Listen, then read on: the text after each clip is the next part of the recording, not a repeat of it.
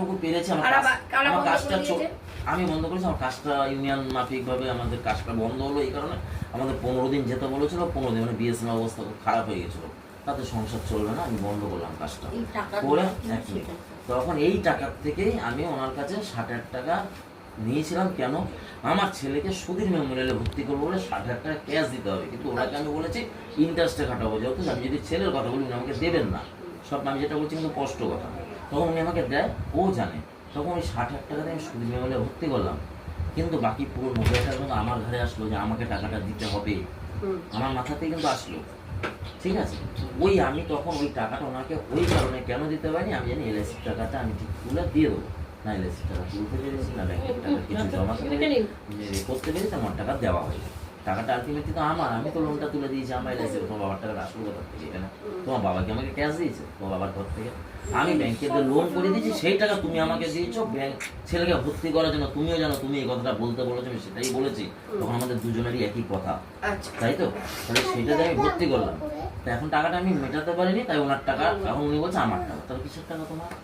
তুমি 1,80,000 টাকা গাড়ি নিয়ে নিলে, কেন? গাড়িটা আমি যদি কিনতাম পার ডে 500 টাকা করে বেচে কুচেও তোমার জমতো, সেই এই গাড়িটা আমি চালাচ্ছি, আমার মাঝে 18,000 টাকা দিতে হচ্ছে ভাড়া। কেন? তো 18,000 টাকা তো তোমার হয়ে যাচ্ছে। তুমি কি বললে পয়সা দেবো না, যাকে দিয়েছিস তার থেকে না? মানুষের লাইফে অনেক কিছু থাকবে, মানুষের লাইফে অনেক কিছু থাকতেই পারে।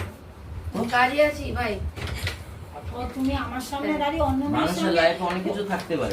তোমাকে কি আমি খারাপ রেখেছি? কিন্তু এখন তো নেই, এখন তো নেই। তাহলে তুমি গাড়ি বাঁচার টাকাটা কেন নিলে? কেন নিলে তুমি গাড়ি বাঁচার টাকাটা? তুমি আমার গাড়িটা নিতে দিতে। আচ্ছা, এটা একটা প্রশ্ন আপনি করেছেন, আমি একটা অনার থেকে ড্রাইভারে পরিণত হলাম। আচ্ছা, ওটা নিয়ে আমি আসছি। এক দ্বিতীয় কথা হলো কি, যে আপনার যে সমাজের প্রতি, এই সমাজ বলছি সংসারের প্রতি যে দায়বদ্ধতা, ঠিক আছে, দেখুন মাথা গুঁজের আশ্রয় দিয়েছেন আপনি, আপনার দিক থেকে ঠিক আছেন, বা আপনার মাও ঠিক আছে, ঠিক আছে। আপনি সেপারেশন থাকেন, মায়ের সাথে আপনি থাকেন কেন? এই প্রশ্নটাই জানার দরকার। মানে আমার সত্য উদ্ঘাটন করাটা আমার কাজ।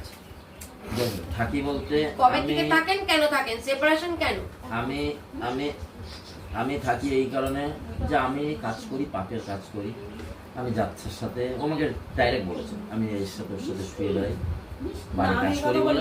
এই মিথ্যা কথা বলে, বাপ মা যদি একটা থাকে, এক বাপের মেয়েও সত্যি কথা বলে। লাস্টে আমি জিজ্ঞেস করবো তোমাকে, তখন উত্তর দেবে। তুমি পয়েন্ট নোট করো। আমি এই করে বেড়াই, আমার এই পাপের টাকা ছেলেমেয়েরা খাবে না, ঘর থেকে চলে যাও।